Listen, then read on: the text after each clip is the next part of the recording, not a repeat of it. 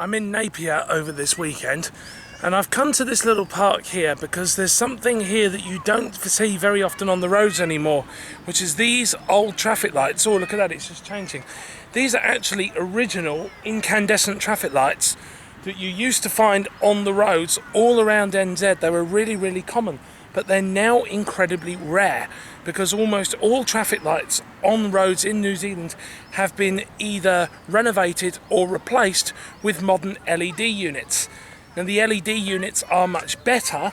For one thing, the LED units are much brighter than these incandescent units, but also the modern LED units also have individual LED bulbs which are wired up in parallel, so that if one LED fails, the other LEDs should keep working and the whole light doesn't just go out.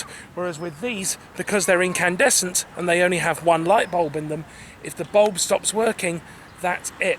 There are still a few places around NZ, a few small towns or maybe a few sets of peak-only lights that aren't used very much, where you may still find incandescent lights like these in use. But they're not very common. And here in a little park where these old second-hand units have been preserved, you can still see them in operation.